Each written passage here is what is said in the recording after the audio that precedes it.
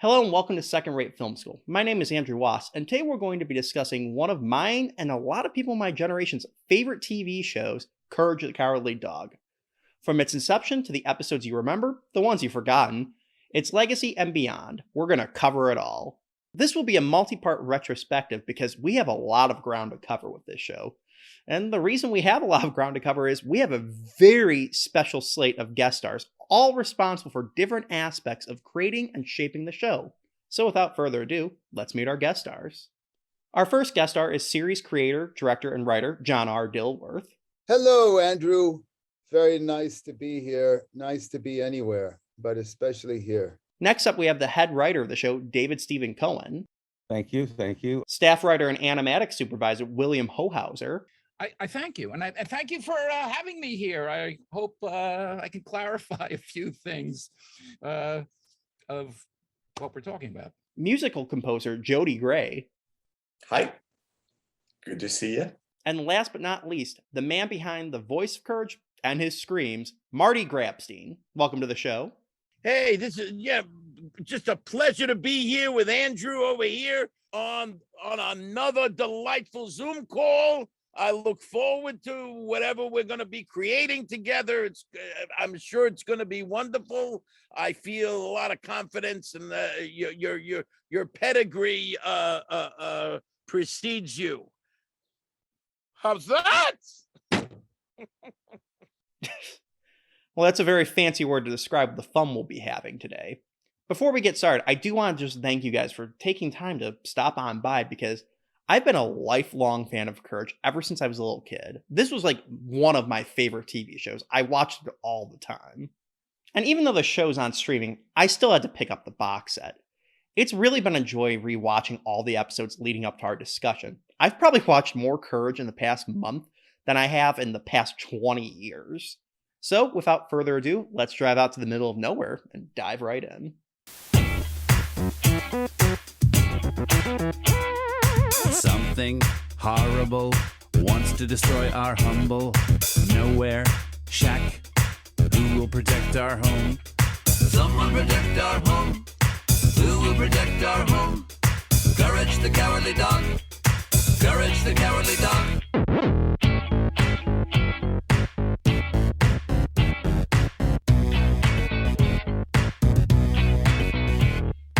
Courage the cowardly dog. Courage the cowardly dog. To start with, our story actually begins a little earlier than the November 12th, 1999 premiere of the series proper.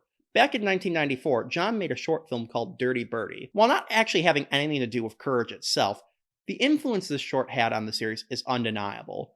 We see a lot of the hallmarks that Courage would later have: the irreverent humor, character designs, and the really interesting and unique music.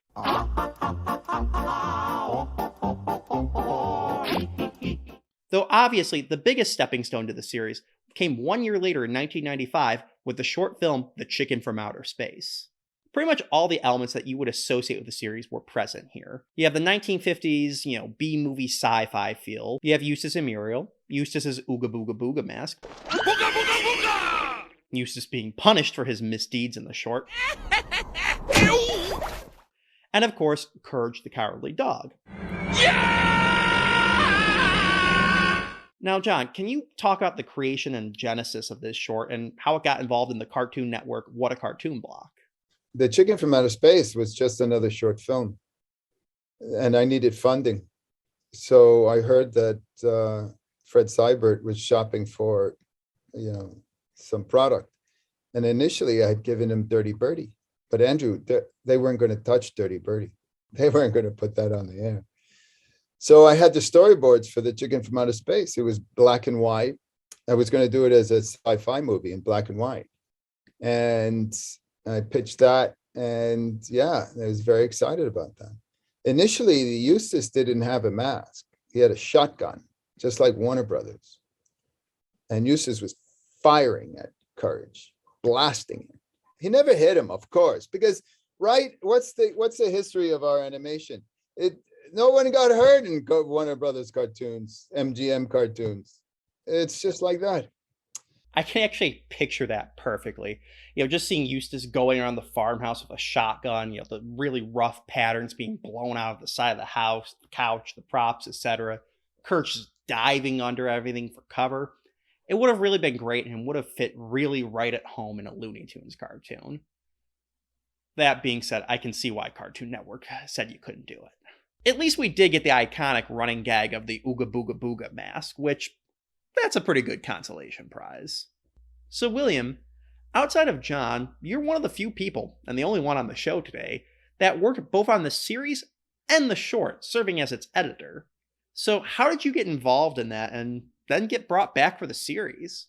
Well, way back when I worked with other animation people, on and off. I had a regular video business where I was, I have a camera, I film things, interviews, edit for other people. Also, if you look at my resume, it's like, it's everywhere. But one of the things I did was work for animation people who were based in New York. So I did quite a bit of work for Greg Ford when he was doing the return of the Warner Brothers theatrical animations back in the 80s and the early 90s. So he would bring the animatics to me. And, those were basically drawn out storyboards, and we would either do the soundtrack ourselves. It's like, oh, hey, you over there, do Daffy Duck. I'm Daffy Duck. That's terrible, but who cares? We were just timing it. And we would get the drawings and stack them up and put them on videotape. We're editing on tape. Everything. So we get a good idea of what was happening. And I was working with a few other people, for commercials and other animated projects. So a mutual friend of John's and mine, who I hadn't met John yet, his name was Mark Heller. He was at that time running an animated commercial firm. So he was making animated commercials for various clients, nationally and locally. And he said, oh, I have a guy, we're doing a commercial. He's a little strange, but I think you could work with him. And I said, strange? Send him in. And in comes John, and it was some commercial for, I don't remember. And John doesn't even care. We both of us had no clue what the commercial was, but we sat there and we put the little 30-second commercial together and did a little adjustments here and there. And it was just basically, we were screwing around and joking. And he said, I'm just coming back to you. Everybody else is boring. You're not boring.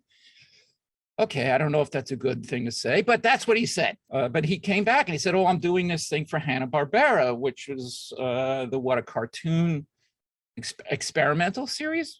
Officially, it was a short film program that was meant to put the power back in the creator's hands, and also serve as a testing ground for potential pilots for Cartoon Network. And John, I believe, got in on the strength of his short Dirty Birdie, which he came through me before it was on. So, and he got the commission, and sure enough, he did all the animatics himself, and we put it together.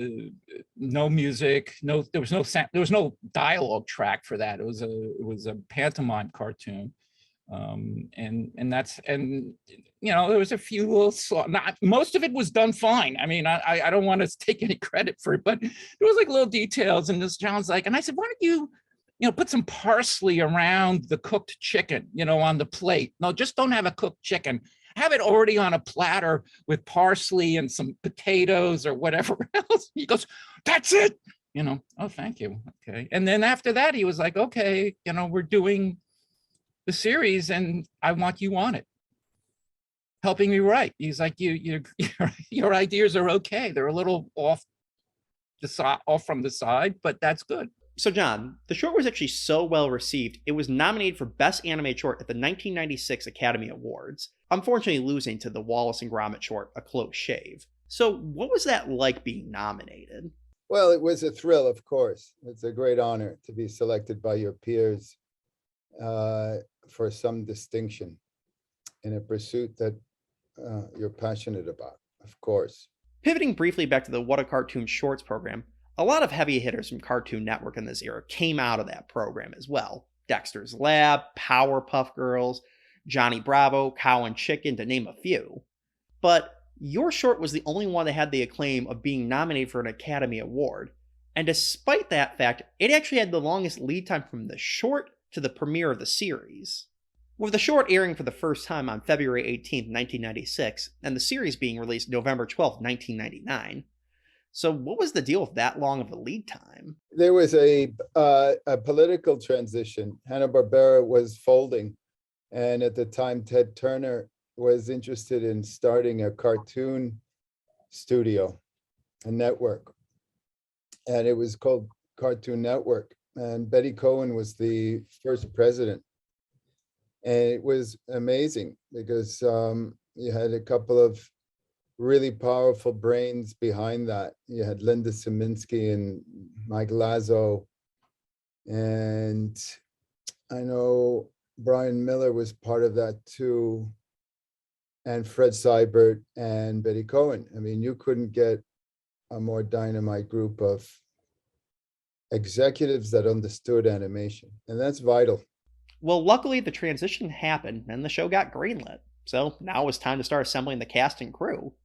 To begin with, David, how did you get involved with being the head writer for the series? The show had been picked up already by Cartoon Network. The Oscar-nominated short acted as a pilot for the series, and there were a couple of episodes in, still looking for the head writer. And one of the people working on the show, so at John's right hand, her brother, Alan Neuwirth, had worked with me on a Dr. Seuss series and recommended me for the gig. It was the best way to, it was another situation where an agent or a manager had nothing to do with it, but, took the 10%. And the best possible way, I worked with someone who liked me and thought I did a good job running this Dr. Seuss series. And when somebody recommends you, it's very meaningful because they're putting their reputation on the line.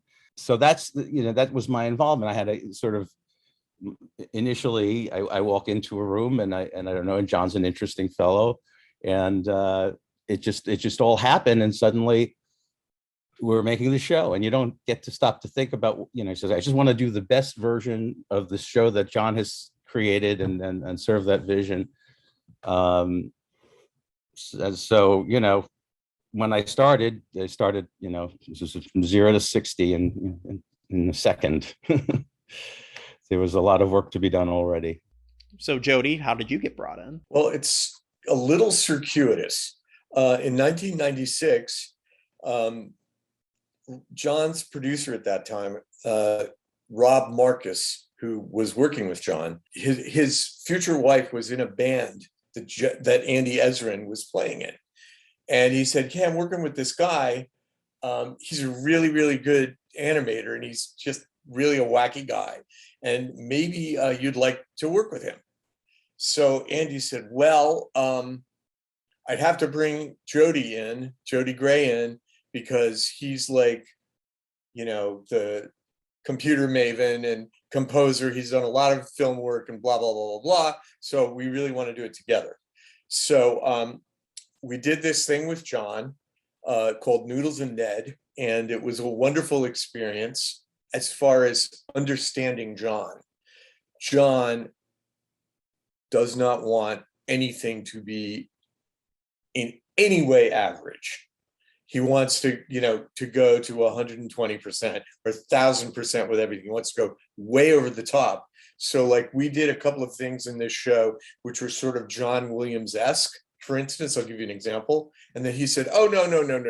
Have all of those instruments played by toy instruments. So instead of trumpets, there were all these really geeky things that we did. And it was really wonderful. It worked out well. So we kind of got his sensibility, and it was very much ours. So we kind of forgot about it. And then, I don't know, 3 years later, and Andy and I got a call from Risa Neuwirth, who was his associate producer, and said, hey, we'd really like you to do this, but it's competitive. We were competing with a lot of people like Mark Mothersbaugh and all kinds of other people who were originally, slated to do it. And Mark had this huge hit with Rugrats at the time and stuff. So anyway, Andy and I said, well, let's do, what we did.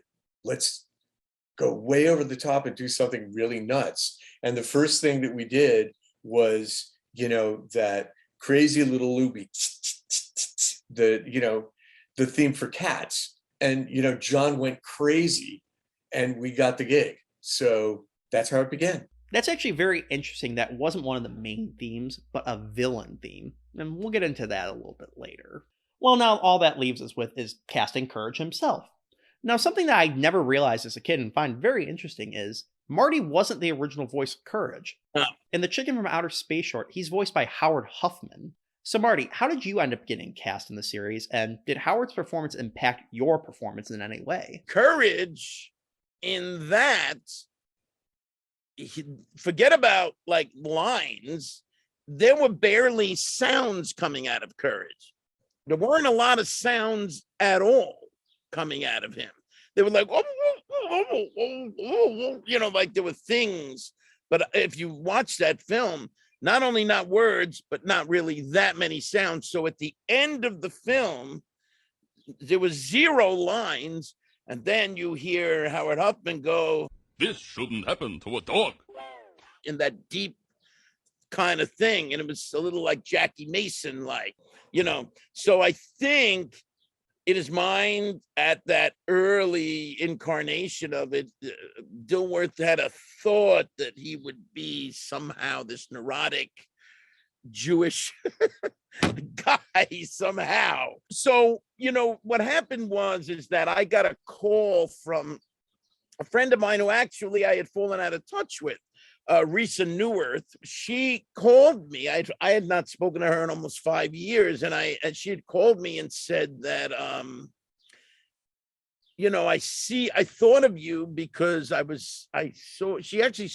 think she saw my name in a newspaper at one point, because I was doing sketch comedy in the city. I think this is how it went down. And I was doing sketch comedy with a partner. And so she saw that I'm still in the business, and like right away it kicked in, and we hadn't spoken in maybe 5 or 6 years. And she said, Marty, I thought of you, I'm working for this guy, John Dilworth, who's creating this new animated series called Courage the Cowardly Dog. And he is looking for the voice of the lead character, Courage. And he's listened to what appears to be every voiceover artist in the city and still could not make a decision. So at this point, I'm opening it up to what I can think of, thinking out of the box. And they reached out to me, and I had not done really voiceover work to speak of. So she called me up, and she basically described what the character is. I mean, I didn't really think about it because I didn't know what he wanted. Neither did she, by the way. She couldn't even give me a hint as to how I should do it, because she no longer understood what he wanted. And may I add, probably he himself did not know what he wanted. And sure enough, I went into the event. I went into the thing, and ironically speaking, it's interesting. And actors, I was talking about the actor's ego. I was kind of walking into this, potentially very exciting thing, right? Lead character audition for a cartoon series, for Cartoon Network. Brought in by somebody from the inside who brought me in special. So she talked me up. So I got a wonderful, intro, so to speak. I had nothing to lose. And I felt strangely in a powerful position. It was like right away, I hit it off with John. We were joking around, and I was kind of doing like this. What do I do? What do I do? I'll save you, Muriel. And I was doing all that stuff. I just started doing it. I didn't think about it. I just started doing it. And he was laughing from it. And I'm thinking John was laughing, and I was thinking, something's going on here. There was like a level of excitement, kind of. that I could see in front of me. So I kept doing it. So John said, okay, can you do this stuff? Said, it sounds a little like Jackie Mason. He actually said that. Can you put it, like raise the timbre of it, the tone of it high, and so I went up here. What'll I do? What'll I do? And that's when he said, that's it. That's it. I think we got it. Do a few more. And I did a few more things. And he was like, oh, this is great. And he liked my eyebrows. John actually said that my eyebrows he was already leaning in the direction of me, but he looked at my eyebrows and he felt that they were a sign because it was like Courage's eyebrows. All right, as far as I'm concerned, he said, I think you're in.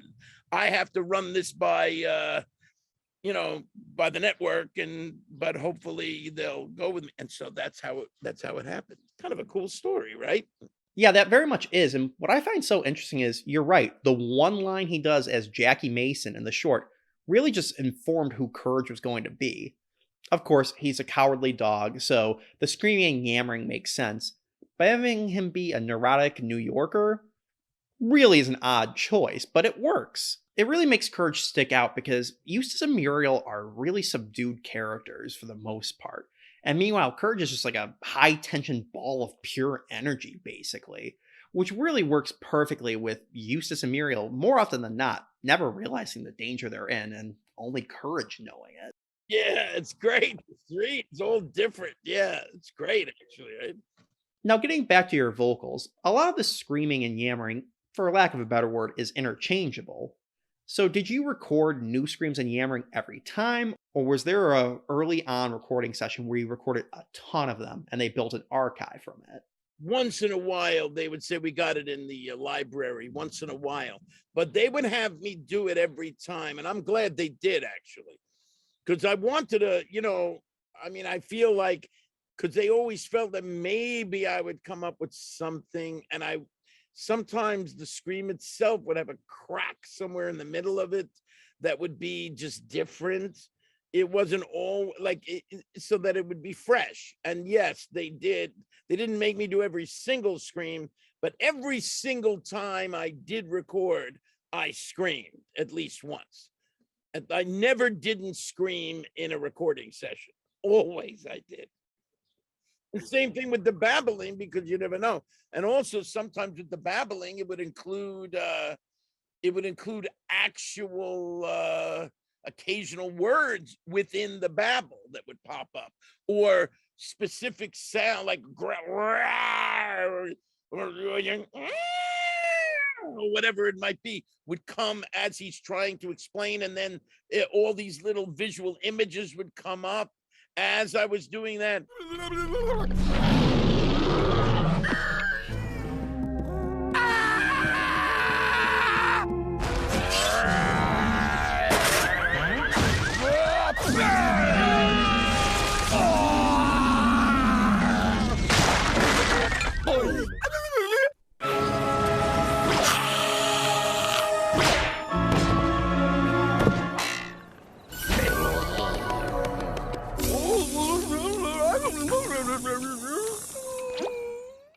So they would need that to be very kind of specific. And so, yeah, it was pretty much every time. So we have the crew assembled and a fast approaching premiere date, so it's time to get to work. Now, while there were plenty of guest writers, and we'll get into that, when you check out the credits of this show, it's amazing how tight-knit the group was and how short of a list of the usual suspects there are. For instance, John, you directed every single episode of the show and wrote 6 episodes, 2 of which are the only 2-parters in the entire series. That's borderline unheard of for a creator to be that involved in the day-to-day operations and every single episode of their own show. So John, what was the reason behind this, and how did you feel working that closely on all of them? And do you think that really impacted the way the show felt?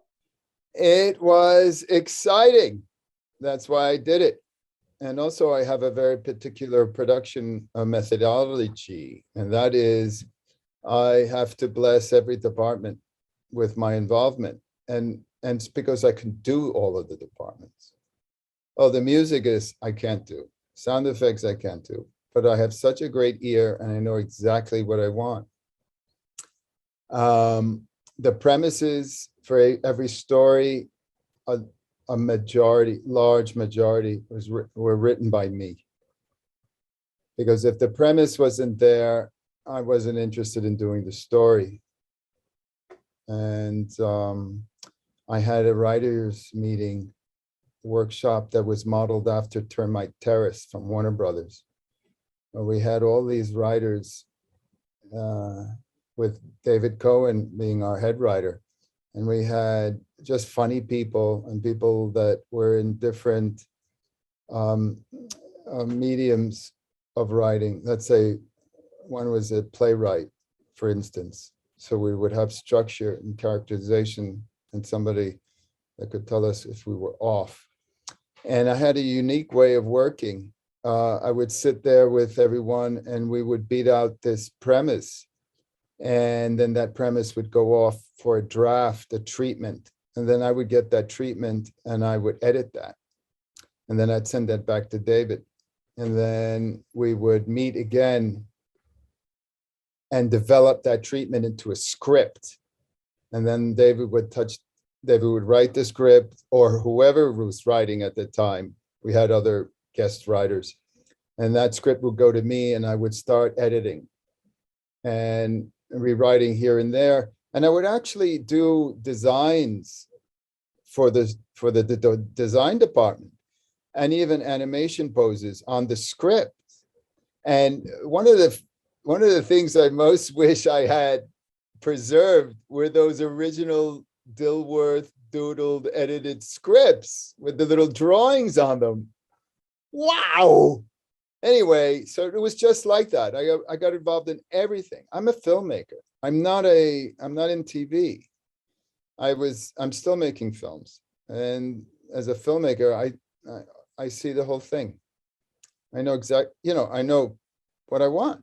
And I think that's what makes Courage one of the most unique shows on TV at the time. And I don't even mean just Cartoon Network or kid shows. I mean just shows in general.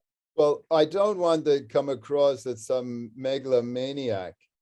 We had amazing talents. And I like to think that this talent, this level of competency was only improved by their trust in the director, in the director's vision. It wasn't like I was closed. I was completely open. Anybody's ideas can come and go, but if something was a good idea, I didn't deny it. I used it. And among our team that was especially valuable to me was the multi-hyphenated, talented William Hohauser, who, I like to joke, we used to joke that he was my Abai Works if I played the role of Walt Disney. It's just this amazing talent that, we've collaborated for over 30 years, I think 35 years, and we're working on our new film right now. So yeah, it's all these great people, and they, I chose well. You sure did, and one of your wisest choices was picking David. When I started this, I was planning on doing a joke in the intro, like, oh, David wrote a couple episodes here and there, nothing major, because he's the head writer. Of course he wrote a ton. But when I say he wrote a ton, he really did. It took me forever to list out how many episodes he wrote. David was a writing machine, having penned 44 of the 102 segments of the series. Nearly half of the show was written by him. Much like John's contribution on the directing side, that's insane. You don't hear about that too often. So David, what was it like being the head writer, and what was it like writing that many episodes? Well, yeah, as head writer, I directed the writing, and I did some. I like to do as little rewriting as possible. I want the writers to, really get to know the show, which is hard to do when they're not like a staff; they're a revolving door of freelancers. But in order to meet our production schedule in our accelerated second season. We doubled episodes, and if I wrote an episode myself, it took less time to get it through the pipeline than if someone else was writing it. It took up less of my time, So I had to write a lot of episodes myself for a while. But yeah, I wrote about half of them. I certainly had my hand in most of the others. I mean, certainly, and there were very few. It was one or two at the beginning that I wasn't there for, or that involved in, and then a couple that John kind of owned entirely, and it's like, certainly have your vision, and if I had any thoughts, I would offer them. But other than that, yeah, I was, my fingerprints are all over the show, and its fingerprints, its paw prints are all over me. So we're in the writer's room. What's typically the first step to creating an episode? We had three people besides myself and John at the writer's table. Irv Bauer, William Hohauser, and Michelle Dilworth, John's sister, were at the table as, as writers, or like William is really great with gags, so they had different things to offer. And then we would bring in the freelancer of the week and hammer out a story. And because of production exigencies and all of that, I really didn't. I wanted to have a solid sense of the story before the writer left the room to go and write, an outline. So you don't want surprises down the line from that. But Irv wrote many episodes, and William, I'm not sure if he was credited as a writer on any episodes, but he's contributed to the writing and is probably listed as such on the show. And it was wonderful watching Michelle, John's sister, really kind of develop. And I remember when she wrote her first script, and she only wrote a couple, but it was really good. And it just made me feel so good, because I don't think she'd had that experience before of writing a full script on her own. So I was kind of given these people as sort of consultants, and they were John's hires. And then I, as has been the case often in my career, I'm brought into a room of people and say, okay, you're in charge of this part of the show, win everyone's trust and make it work. So with Courage, it was easy because it was such a solid concept from the beginning, such a brilliant idea. And John's conception of these three characters in the middle of literally nowhere, visited by and one of them is a lightning rod for evil, and she can't even perceive evil, and Courage, it was a gem. And sweet little Courage has to protect her and live up to his name, and the farmer. I mean, we all know Eustace. It was a gold mine of character generated stories. It wasn't just about the guest monster of the week. It was what will challenge our characters, what will challenge Courage the most, and what are his fears.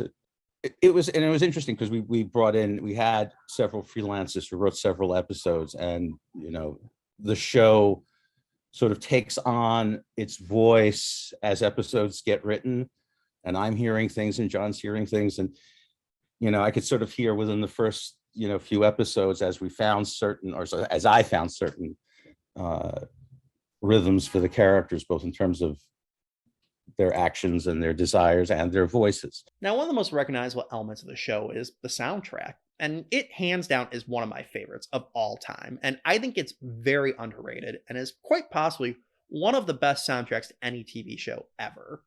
So John, what was the process like in creating what your vision for the soundtrack would be? Well, immediately I wanted the cartoon to sound like cinema. So every cartoon we scored it like as though it were a feature film. And Jody Gray and Andy Ezrin this is exactly their style. We were very lucky. But the original short was composed by Steven Saltzman in LA. And I was still after the same theatrical vibe. Well, you for sure got that feeling with Andy and Jody. Now, Jody, I have to say, rewatching the series, I am blown away at the complexity and uniqueness behind every piece of music you guys wrote for this show. From this era of kids' entertainment, you mostly see people gushing over the Spielberg-produced shows like Animaniacs or Tiny Toons. And don't get me wrong, we absolutely should, because those also contain some of the greatest pieces of music. But when you look pound for pound, everything Jody and Andy did in here, it's truly breathtaking. To start with, you had a series of recurring themes that we'd hear basically every episode. You had the, establishing shots of the farm, the music for the main trio, the bongos theme when Courage would be running, and of course, the opening and closing credits music. Now, these are all classics, of course, but what I want to focus in on is the villain themes, themes for new characters that were one-offs, the locales, etc. A lot of shows would have been a little lazier and not put as much effort into something we were going to hear only one time. But that's not the case with you guys. Every guest villain, friend, and location was given its own iconic theme that are so well crafted and so recognizable that a lot of fans can know who it's for without seeing an image of the character. Totally get it, yeah. Really, the only other show that I can think of from that time period that had that iconic of themes to its villains and side characters that you could do that with was Batman the Animated Series. Thank you very much for those accolades, because, we really were encouraged by John to do something that was completely out of the box. It's very much animation music, but he wanted us to score it like it was cinema, like a show like Here's My Jalost t-shirt, like Jalost. I mean, that's like cinematic. I mean, it was like on a smaller scale, but it wasn't normally, at least for us, we didn't think of it as cartoon music at all. We just thought, like, what can we do here that's really out and weird and strange, but yet tells the story? It was really, John just kind of gave us a really long leash, and we just ran with it. Well, it shows, and I know for one, I'm not the only one who would want to see the show's soundtrack released on vinyl, kind of like what Nickelodeon did for Hey Arnold, The Adventures of Pete and Pete, and what Disney's done for a lot of its own movies. We're kind of working on that right now to see if we can do a 25th anniversary, like little box, like a 2 CD set with like a purple vinyl with black polka dots or something, something that's very Courage-esque.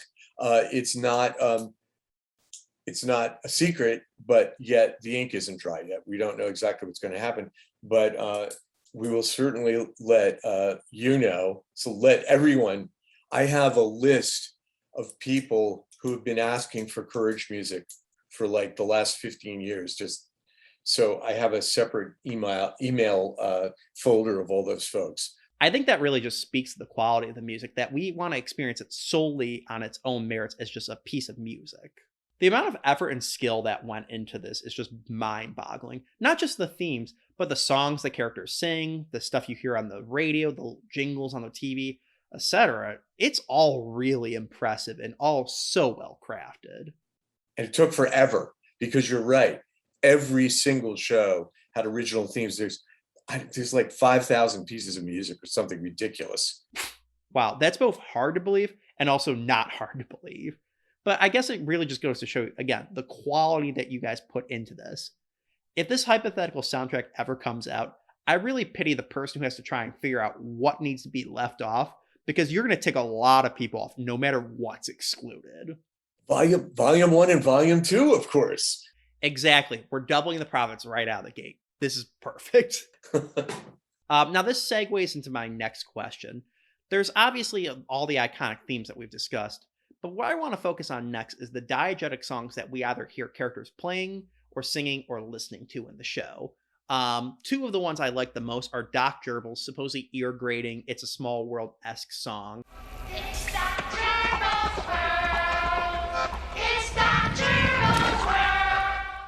And The Man in Gauze, which was one of King Ramsay's curse. Again, supposedly ear-grating, but I really liked it.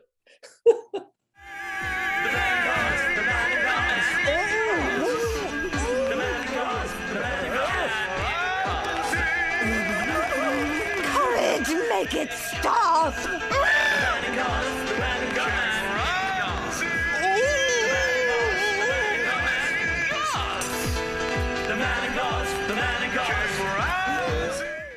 Now, given the fact that these songs play a large role in the episode's plots, how involved were the writers and John on them? Were they kind of just script notes saying, insert It's a Small World-esque song here, or were they directly involved in writing them? On that one, actually, so John came in when we were scoring that, and he said, let's do like a really bizarre version of It's a Small World.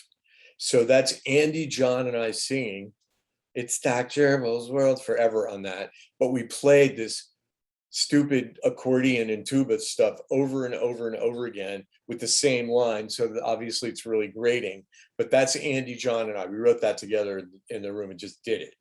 The other stuff, Ramses. So Andy and I kind of sat down at 1 o'clock in the morning and said, what would be like the worst imaginable music that would kill us? Like, again, like really terrible 70s disco. What can we come up with? And hence, that's the King Ramses, the man in gauze, it was just ridiculous. He's no Santa Claus, it was just what we could come up with that would be really silly. And that was one of the most creative parts of that, simply because the other sort of bits of pestilence were more or less, there was the crickets, the locusts rather, and all that stuff. Those are like normal things, but that was something that we could really dig our teeth into. And it's so funny because so many people rip that off of the show and they're using it as ringtones. So like their phones are just the man in gauze. It's really funny. Now, continuing with the creativity Jody was mentioning, a lot of the themes would have a logically appropriate springboard stemming off of what the audience would expect from a character or location. So a theme like Ramses would be logical to have an Egyptian flair to it. Return the slab. What? This night you will be visited by 3 plagues, each worse than the last. Return the slab. Or in The Hunchback, have bells prominently throughout.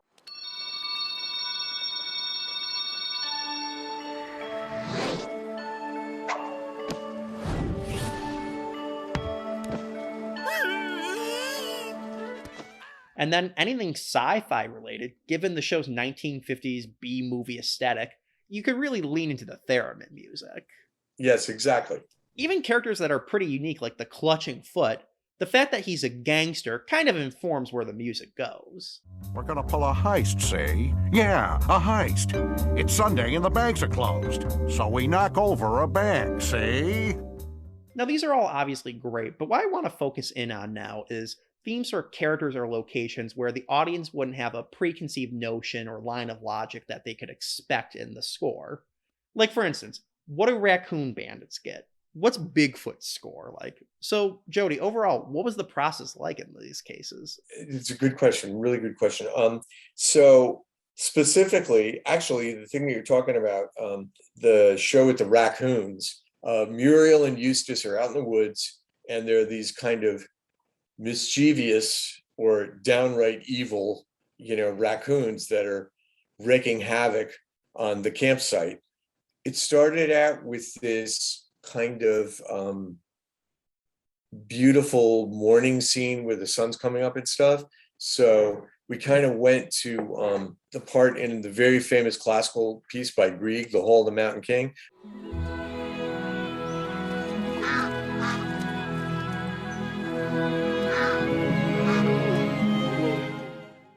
And so we started off with that.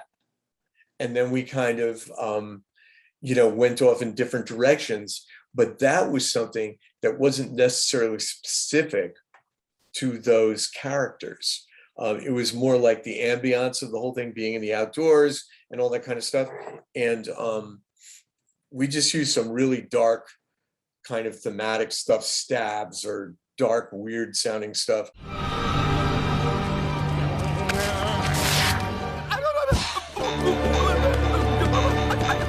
Big deal. But it wasn't really thematic in the same way that something like, Jolist is or something melodic. It wasn't necessarily melodic.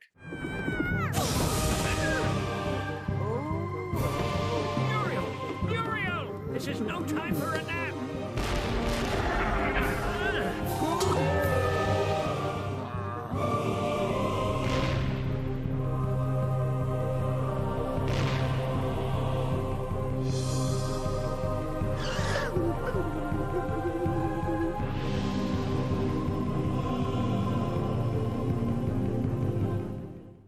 So all of those things we would try to like put in something that would be, obvious. Like there's a Nutcrackers one where he actually did this weird version of the Nutcracker Suite from Tchaikovsky.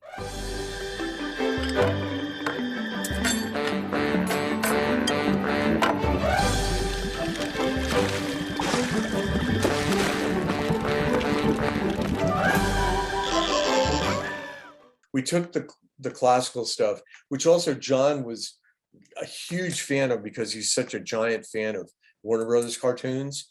And they used to use like a lot of classical music in that. So we would take the classical music and, put it on its ass. We do different things with it, use different orchestrations. And so we were always kind of like, what can we do that's different here? And if it wasn't driven by the villain, or the villain wasn't strong enough, like you had mentioned the Hunchback thing. Okay, Hunchback wasn't a villain. Hunchback was just misunderstood. And so because of Quasimodo and the Hunchback of Notre Dame and stuff, we put the bells in. We just thought, oh, that'll work. And because he was playing bells already, so sometimes it was like baked into there, into the sequence. It was like, oh, okay, I see. This will work. And let's try this. And sometimes we tried a lot of stuff that didn't work before we landed on something that did. As an adult rewatching the show, I really enjoyed the mixed media that we got to see in this series, something you really didn't get to see back in the 90s.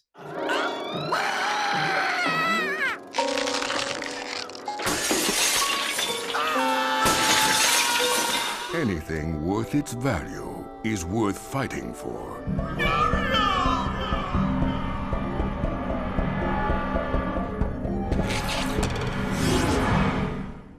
You would think this would not work whatsoever and create a very disjointed show, but it works here. I think the reason why it works is because Courage is an otherworldly show to begin with. You're dealing with aliens, ghosts, monsters, and just a lot of weird things.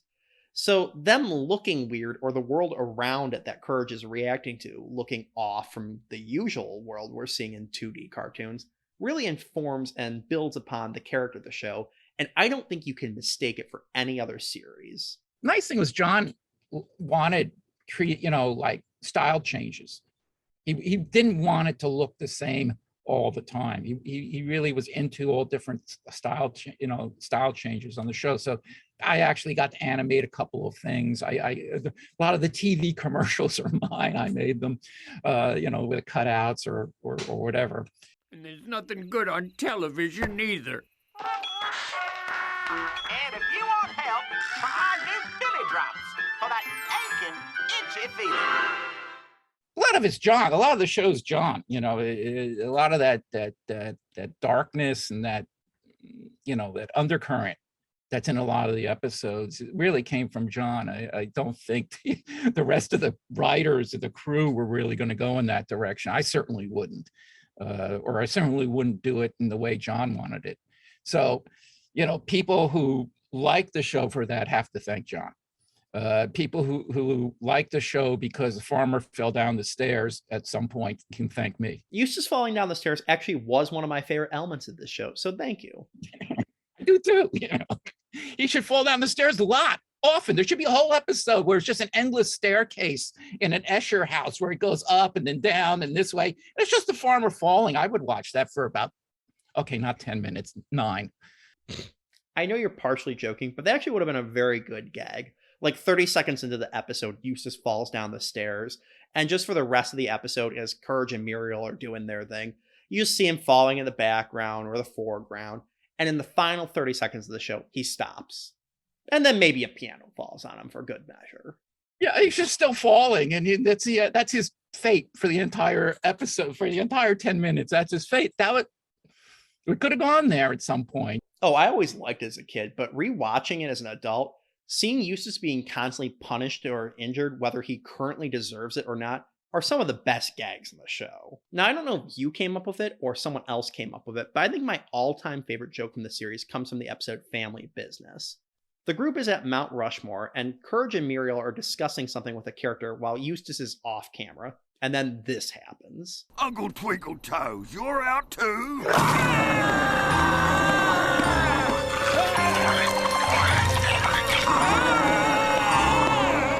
The giant squirrel's not the villain of the episode. That's the only time he's in it. There's no other giant squirrels. It just completely comes out of left field and is so funny because none of the characters address it. Well, there's a thing about the show now. I have to say, from inexperience, I mean, I worked on other animation projects after the show.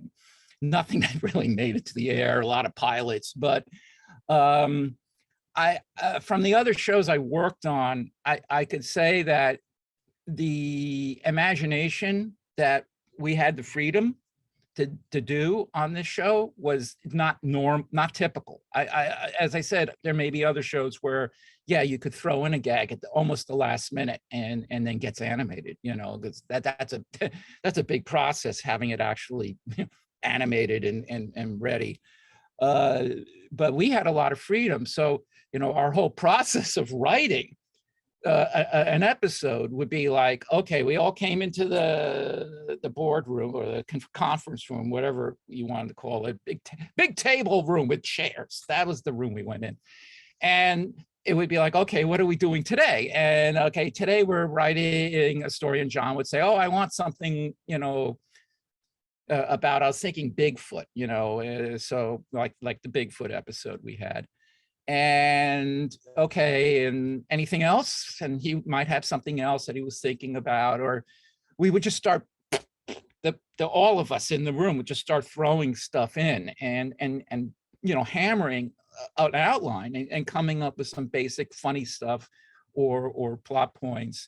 And this room, almost every episode, I can't say all of them, but 95% would be John, David Cohen, who was like sort of an anchor, he's sort of like the scripting anchor of the show. He had the most experience. I mean, he'd been working on sitcoms and other animated things for years. And, he really kept the thing there. And then there would be Irv Bauer, who's passed away at this point. And he sort of came out of this more of a dramatic theatrical school. I mean, he worked on some films, but most of his stuff were plays. So he actually came from a very odd background, but John wanted him for that. It wasn't like, oh, we're all talking the same language. You get that on a lot of network stuff where you look at it, you realize everyone's talking the same language who's working on it, and it's very rote, or maybe some people like rote, but it's very, what I'm saying, just very rote. It's like, okay, someone's going to say this, someone's got to respond. Oh, that idiot, who likes him? And then the door opens, it's the idiot. Ha ha ha, very rote stuff. Then there was, so it was John, David, Irv, and then the hired writer for the episode, a lot of, experienced industry people who more or less basically worked on not preschool, but, younger stuff. And we were sort of aiming higher, but they were brought in. Network basically wanted these people in. Okay, fine, good. And they're mostly friends with David. And so he knew all of them. And then there was me. It's this sort of like, what's this guy at the end of the table? What's he doing here? And we would just hammer a show together in rough, come up with a little bit of the dialogue, not too much, but the plot points would all be there. And then it would go to the writer of the episode. Sometimes it was David. Once in a while it was Irv. Never me. I wasn't allowed because I didn't have I wasn't Writers Guild, and I still not, because I worked on a cartoon, and the Writers Guild says, if you work on a cartoon, you're not a writer. So I'm not a writer. So there you go. It's revealed. You're a writer in my heart. Thank you so much. In reality, I am a writer, but by the bureaucracy, I am not. I am whatever, I'm the gaffer, the key grip, whatever. So the point is, so anyway, it would go to the writer of the episode, and then they would come back with a script, and we would go over the script and make, just go over it, see that, it's something that could go to the storyboard artist. And at that point, we would throw in gags. Sometimes it's like, oh yeah, this section here, page 6,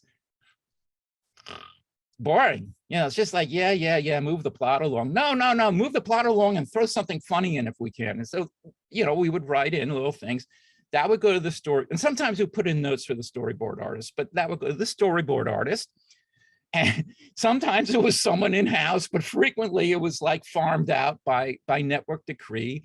So, it would go to these people who had no connection to us. And, that was a problem, but it gave us a storyboard to work on. So like one of the storyboard places was this storyboard farm. I don't know how to call it, in Spain. And I'm sure they were budget, and they came in very much, cheap, but everything would come back looking like it was an Asterix cartoon animation, or sort of Smurfy too, a little Smurfy. And everything would look like, it's like, wait a minute, what is this? Everything's wrong. We have to redraw the panels that look like it was a Smurf cartoon. I mean, that was like the way that poses and stuff like that would be not poses from our character sheets. It would be poses from the Smurfs. And we would have to fix that. But we would get the storyboards back, and we would put them on the camera and then lay them on the vocal track, which had been done already. We had the vocal track ready, and we would see if it was working. We would see if it was even 10 minutes. We would see if it was 14 minutes. It's like, okay, we got to do something here. And then as it's playing with the vocal track and, the drawings popping up, am I assuming something that your viewers know what a storyboard looks like when it's made into an animatic, or am I jumping the gun here? Even though the show is called Second Rate Film School and that implies shoddiness, I like to think that my audience has a high caliber knowledge of TV and film industry terms. Just in case you're not, though, a storyboard is a rough image that allows the director, writer, or in this case also animators, see what the story is going to look like and kind of get an idea if it's going to work or not. An animatic just takes those storyboards and lays over an audio track on it, kind of making a live action comic book, much like the ones I have up on my channel. But again, I assume they know that, so how dare you insult my audience? Audience, I bow to your smartness. There we go. Anyway, we'd run it, and then we would see, we're like, okay, this isn't so funny, or, maybe we need to add something here. Or we would see a joke that wasn't clear. That was the thing. It was like sometimes the joke was not clear until you actually had it moving. Animatics aren't moving per se, but they were just shot, extreme, things like that. And we would sit there and draw new drawings and, adjust the animatic and throw in new gags sometimes. So before I said the farmer falling down the stairs, I know when I saw that, I said, when that scene happened, it was like he scared Courage with a mask or something. And it was like, and then it just ended. And I was like, no, something's got to cap this. He's got to fall down the stairs to the basement. And I was like, okay, we drew it. And we put it in, and I found the Lionel going ow, ooh from somewheres. And that was it. That ended up, I guess it ended up in the show. I don't remember. Maybe John cut it out. How dare he do that? That guy's an idiot. But that's how it worked. So it was very fluid. Even sometimes when John would get the masters back, he would re-edit the shows a little, or add a sound effect, or, do something. So Courage was like, it wasn't like, okay, we have the story meeting, writer, storyboard artist, everything is finished at that point. It would be very open to suggestions. So we were sitting in my edit room doing the animatics, and everyone had like something to draw on. We had little paper of animat, little, screens printed on paper. And be like, I was, the first year it was Joe Maidenberg, I believe, and Rain Wu. And then the second year they left, and it was for the rest of the seasons, it was Dan O'Connor and Jim Mitchell who were sitting there, and we would just draw and stick stuff. And John was there for the first 2 years basically, and then the third season and the fourth season, there was only 4 seasons, even though they released it as 5. Okay, it was really 4. That's another story. We would sit there just fixing and adding, and at one point there, the snowman episode, I remember the storyboard came in, and a disco ball comes down and lights started, and I don't remember exactly what the original was, but Dan said, "Oh no, I'm gonna have to do something," and he drew this thing where the snowman picks up his snow like it was the dress or something, and you see little twigs. He's got twig feet, and he starts dancing around to the disco music. He just came up with it, and we put it in, and John calls up and goes, "That was incredible." That was the best thing I've ever seen. That's how we worked. It's a great gag, and rewatching the series as a whole, I forgot how absurdly comedic this show was. We'll get into it later in the retrospective, but I think the scary nature of the show overshadows a lot of other elements of the series, in this case, the comedic gold. I think some of my favorite gags are Courage's reactions to what he's seeing. Just the insane amount of things that could happen to him or with him is just insanely funny. Oh, we wrote most of those, by the way. Those reaction takes. I mean, John made the template. I mean, it was that those reaction takes, which are Tex Avery. But after a while, it was like we would just write in the script, Courage reacts, and we would wait until the animatic session to figure out what was appropriate or whatever just came into our heads. I actually have a pile of unused takes somewhere. I don't know where they are, that we just never got around to.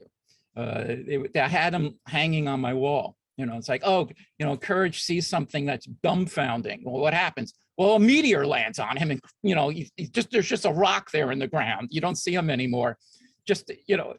That was fun. That we had a good time. What is it? Oh, his eyes fall out of his head, roll across the room, and then he picks them up and puts them back in, and then takes again. Because he sees it again. We made those up on the spot usually. Those are fun to make. I had a good time. Now, an interesting aspect of the show that I didn't realize until rewatching is how quickly the characterizations of Courage, Muriel, and Eustace formed. In episode 3, which contains David's first episode, Hothead, we see the full formation of Eustace as a character. Prior to this, in the first 2 episodes and the short, Eustace was antagonistic towards Courage, but there was a very clear line drawn between a jerk who we can laugh at getting punishment and the actual villain of the episode. In Hothead, as well as the other segment of episode 3, Courage Meets Bigfoot, Eustace is now the full-on antagonist. In Hothead, his rage becomes literally explosive as he nearly kills Muriel and Courage over his vanity.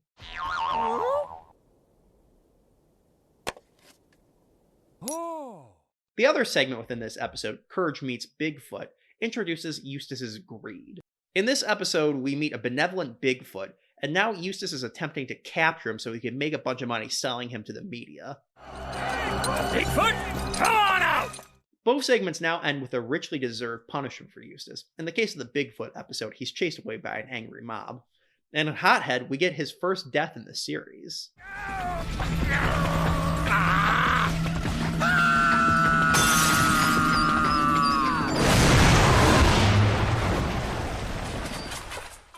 Thank you for noticing that. And it's a very important point. Story comes from character. And often I find that what I bring to the party when I'm brought in to sort of, help the writing move forward in whatever capacity that is, the more the character's actions are responsible for the trouble the character's in, the better the story becomes immediately. It is common to sort of approach a story from the outside in, so say, well, what kind of monster could come and terror? But I'd rather ask myself, well, what is Courage's worst fear? well, be losing Muriel. Okay, well, that's at the center of the show, but Eustace is such a bastard. He's constantly doing things that deserve punishment. So let's make that central to, his greed, return the slab. His greed is what causes that to happen. And Muriel is just an innocent in the middle of it, but that doesn't mean her actions can't cause the problem. And that's even funnier to me, because she isn't aware that the dog food she made is what got them all into trouble, But when you're trying to undo your deeds or those of someone you're helping, it's much better than just trying to solve the problem. But I think that's a very apt observation on your part. Now, the most notable evolution comes from Courage himself. In the first few episodes, he talks a lot. Like, there's a ton of dialogue from Courage. Oh no, gangsters! Muriel, get away! I just know something bad is going to happen, but I don't want to sleep in the attic. I'm telling you, there's someone here, or my name's Shirley. And it's not. It may be a good night for you. You'll be in a warm bed. Birds. I don't like birds. They always make fun of me. Here I come, Muriel. I hope. Are you kidding? This thing is dangerous. How do you talk to an evil shadow? Oh, I've got to stop that fox. Those rocks will stop him. What do I do? What do I do? This is crazy. I saw a burglar. I did. Hold on, Muriel. I'm coming. Now that's what I call scary. Know what I mean? But as the episodes progressed, his dialogue was cut back dramatically, and for the remainder of the series, Courage is mostly silent, just acting out in pantomime and screaming and yammering, of course. So John, what was the genesis behind this decision, and how did it impact Marty's voiceover sessions? Well, it was decided early on by the executive team and myself. I agreed that maybe it was better that Courage didn't talk. And instead we just used the babble and odd phrases here and there. But in terms of the recording, yeah, we had Marty come in and do all his babbling. But what William and I did especially was kind of recycle Marty's first season babbles, because we found that those were the best of all the 4 seasons, and we created sounds. It's just a natural way of recording and cutting. I'm not, maybe not everybody does this, but we're New Yorkers, we're independent filmmakers. We just make it up, right? It's like Lionel Wilson. When he passed away, we continued to use Lionel's lines throughout, to give it body, because we had Arthur, who was great, but Arthur's not Lionel, right? Now, while I don't think the show was hurt in the slightest by having Courage's lines cut dramatically, and in fact, you can argue that Courage now talking less makes him more of a surrogate for the audience than he previously was, I do have to ask, Marty, what was your recollection of these events, and how did you feel about it as an actor? So they loved, they were loving what I was doing with it. John had fallen in love with me and chose me over 300 other much more experienced voiceover artists because he liked the quality of my voice. He just felt I had something that just seemed to make sense for Courage. So anyway, that being said, they told me that they're going to cut back on the vocals for Courage, right? And I was like, oh, as an actor, my ego was, not terribly happy, right? But I mean, and I was curious as to why. They said it had nothing to do with you, really. It had to do with basically some of the writing was, in a sense, by having him go, what'll I do? What'll I do? Or I'll save you, Muriel. Instead, he's just going to save Muriel. And that the things that people loved most were the screams. He liked, they love that. That's what they laughed most from. So they put it in front of what do they call? They said they gave it to these focus groups. Yes, and they didn't ask them if they thought Courage shouldn't talk. They just noticed that they were laughing more and responding more to some of those more action-oriented things that I'd be doing, right? And so they made a leap which said, well, let's just cut back because it slows things down. It's slowing things down. It's not that Marty's performance is a problem. It's just that the idea that there's so much going on that let's just cut back on that. And so it just be more streamlined. The irony of this is that I go to these conventions. I do a lot of conventions, right? And every convention, people are asking me to quote quotes of Courage, the things I do for love. I'll save you, Muriel, or I have a feeling something bad is going to happen. Things like that, right? They're all asking me for the words. These are the fans. These are the people that watch the goddamn show, may I say. So, and that actually love the show and continue to love it. The real diehard people, right? Someone like yourself, perhaps. So let me ask you a question. What do you think about the words? They were the worst part of the show. No, I kid. Truthfully, I don't recall there being that sharp of a drop off in his lines. Clearly there was, but I chalk it up to watching the show a lot in reruns and syndication that those early season 1 episodes were sprinkled a lot in through the other ones. Right. So to me, it just seemed like there were episodes where Courage talked and episodes where he didn't, probably in equal measures, even though that was not the case at all. Like you said, I remember all the lines like, I'll save you, Muriel, and the things I do for love, and my personal favorite running gag, if blank is X, then my name is... And it's not, yeah. Being a lot more prominent than they actually were. So yeah, I think just childhood me didn't actually notice the drop in lines that dramatically due to the reruns. I love all those lines, and they are a core memory for me, but I do see the inclination to cut the lines out. Those early episodes are quite wordy, and for the most part, Courage is just talking to himself, aka the audience, so it's not really needed to progress the plot, and as we saw later on, his pantomime and screaming told the story just as well. It also just makes sense why no one listens to him. Previously, he's talking, but for some reason they're ignoring him. Now he's babbling and they don't understand him, so that makes the danger even more heightened. That being said, I think they cut the dialogue down more than they needed to. So instead of 90% less, maybe cut it down by 50%. Yes. That allows him to have his reoccurring jokes, and in slower episodes, he can talk to some of the side characters, like the Hunchback, for instance. Exactly. So, but it doesn't matter because I'll tell you really honestly, it's not as if people who came in on season 2 loved Courage any the less. When they walked in on season 2 and never saw season 1, they were still enjoying the shit out of him. And whatever I was doing, I definitely did. I felt, to be honest with you, Andrew, I felt it was more of a challenge for me to keep the character,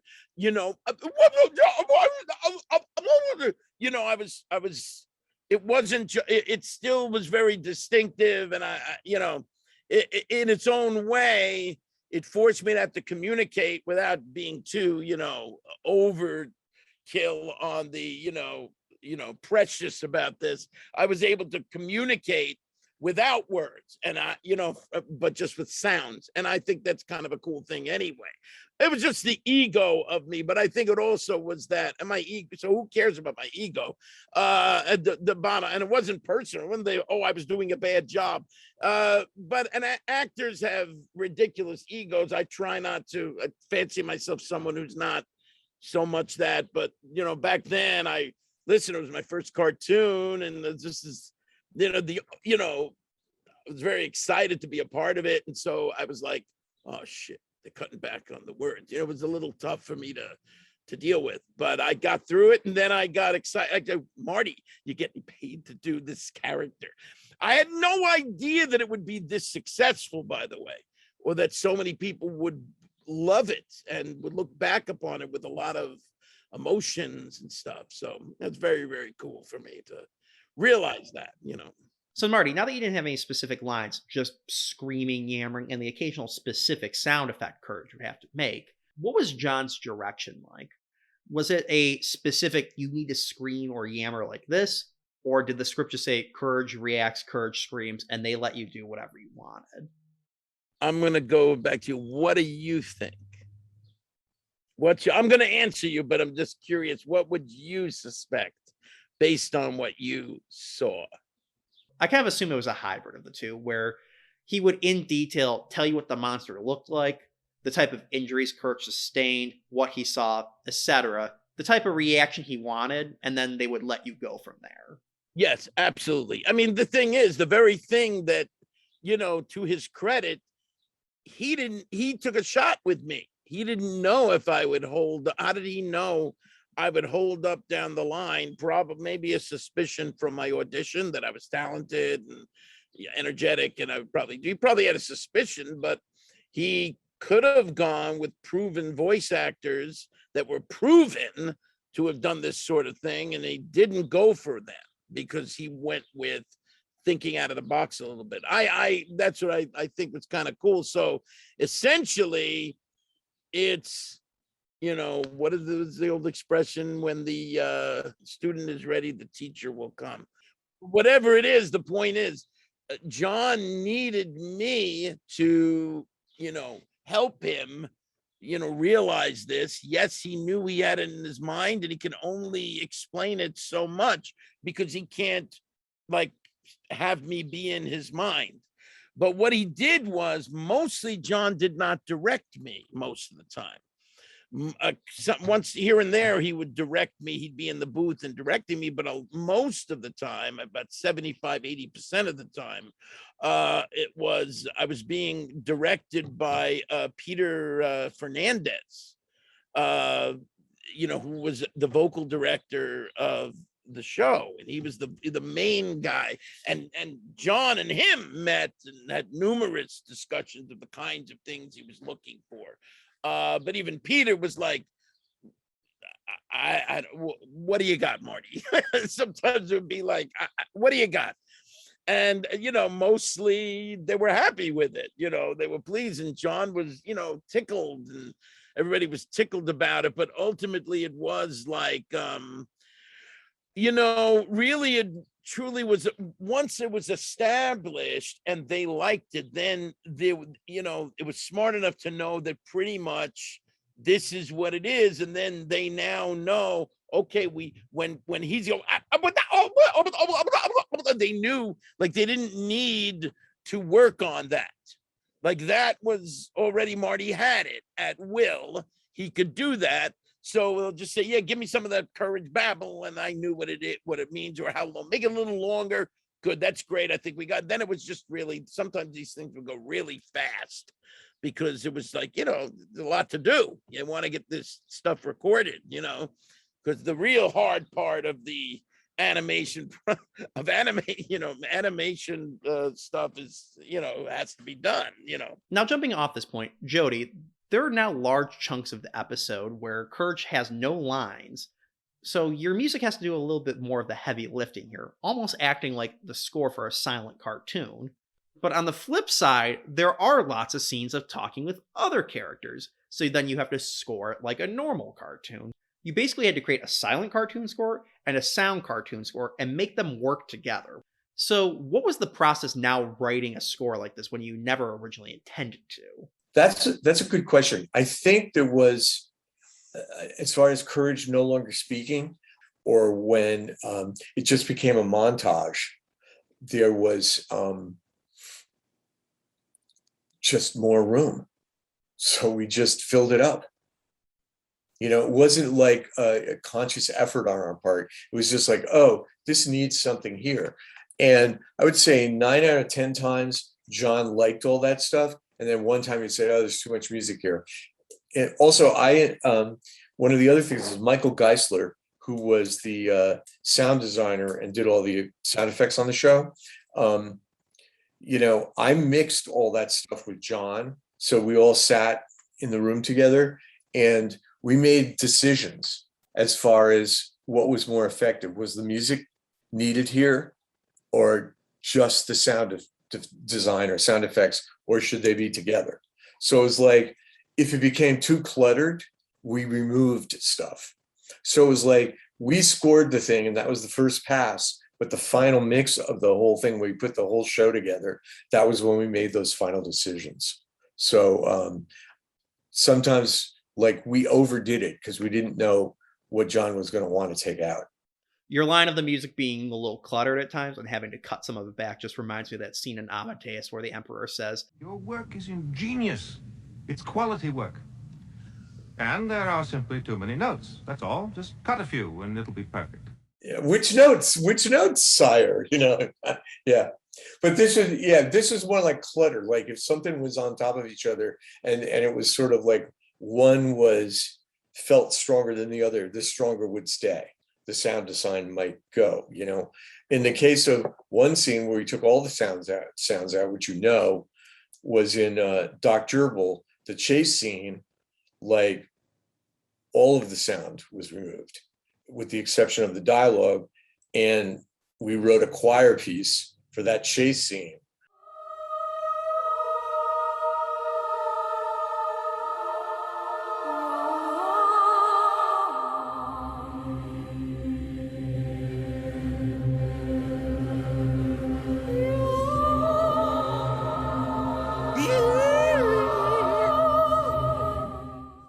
You know, and it's like, whoa, all, you know, tons of fans have written about that forever. Like, what the hell is that all about? You know, it's so great. You know, well, it was just like trying to do something different, always trying to do something different. And you always amaze us by doing something different every time. But I think that's a good note to end the first part of this retrospective on. So I'd like to thank our guests, John, David, William, Jody, and Marty for stopping by today and giving us a peek behind the curtain of how Courage the Cowardly Dog is made. So join us in part 2 as we discuss a character who is very naughty, as well as the often overlooked heart of the series. Until next time, I'm Andrew Wass, and I hope you've enjoyed your time with us. We'll be back in just a minute. Of course, in dog years, that's... Hey, wait! My career could be over by then.